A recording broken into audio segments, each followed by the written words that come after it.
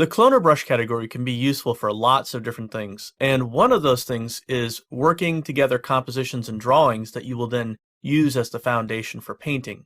Now, some of the tools that I'll be showing you here have a lot of different functions, and again, like I say, we'll come back to this in the next Coreal Painter 12 series that I do. However, this is something that I did want to introduce you to because it's a very powerful tool for image manipulation. If we come over here to our file, you'll see that right down here we have quick clone and clone. So what is a quick clone? Well, if we come to Edit, Preferences, and we go to Quick Clone, you'll see here that we have some quick clone preferences.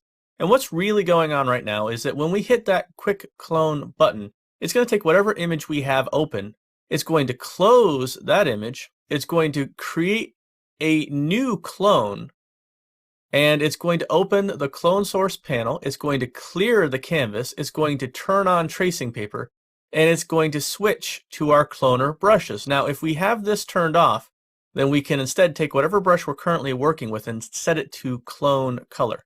But generally speaking, your preference would be to work with the cloner brushes. Now, you can enable or disable any of these options, but if you disable them, then you're going to have to do them manually. So we're just going to leave these at the default and say OK. So let's go ahead back to File, Open, and choose Tiger Clone 1. And just use the default. And we'll come over here now and we'll say File, Quick Clone. Now, it's going to ask us if we want to save anything, and we're going to say no, because we didn't make any changes. It's going to automatically open the clone source panel. And if we come up here to Window, you'll see that we have a clone source panel here with a keyboard shortcut of Control-6. The idea is that this is a new tool in Coreal Painter 12, and the main point of it is to manage multiple clone sources. Now, what you're seeing here that looks sort of like a faded out version of that original document that we were working with is actually what's known as tracing paper.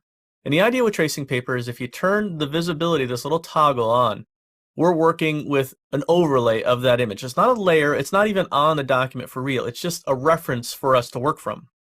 And the idea, of course, is that this would be exactly as if you had taken that photo and applied tracing paper to it, or put it on a light box with another sheet of paper over the top of it, so that you could then trace that and use it as the foundation for a painting or any kind of work that you wanted to do.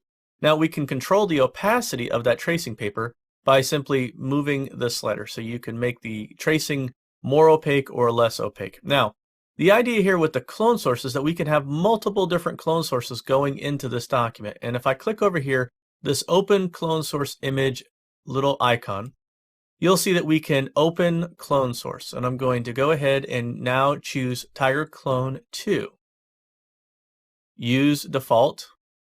And now you can see that we have both of these that we can choose from. We can simply click on either one of these at any point in time and work with these. Now, you'll notice up here at the top that we have a source. We can choose to work with our current pattern. And remember, the pattern that we're currently working with, if we come over here to our Media Library panels and go to Patterns, is hens and chicks.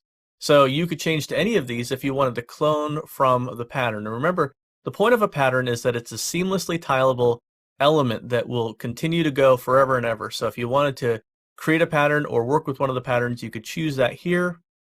But generally speaking, if we're working with the clone source dialog, we're going to want to work with the image. So the main idea here is that if we were to take one of the cloner brushes now, and let's just say I want to go ahead and use the soft cloner brush, and I begin to clone in this document like so.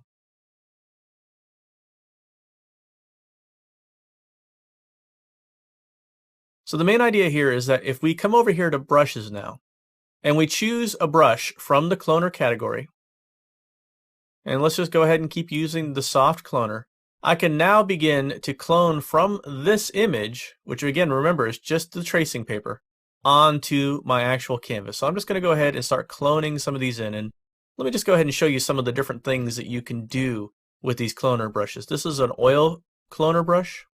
And remember I said that you can also take any brush you want to and make it a cloner?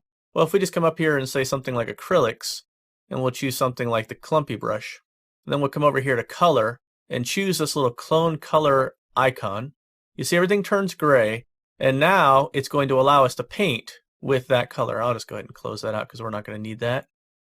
like so. And now it's going to allow us to paint with our clone source. So I can begin to paint here like so, and you can see that if I turn off the tracing paper, what we're getting. We're actually getting a very painterly stuff. Now, we don't need the tracing paper visible in order to clone. As you can see, we can clone any way we want to.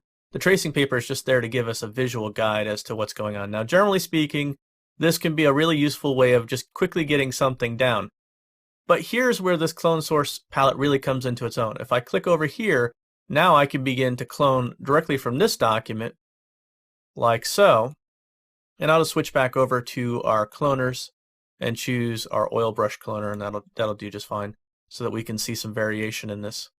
So now if I turn off that tracing paper, you can see that I've cloned from one document and another document, and I can begin to have many, many different documents that I'm pulling together and cloning from to create the foundation for a new composition. This can be really, really tremendously powerful. And hopefully this is something that you'll play with your own images, or play with the images that I have here, with all of these different cloner brushes, and also just any regular brush that you happen to like. And just remember to go to Window, Color, and set that for Clone Color.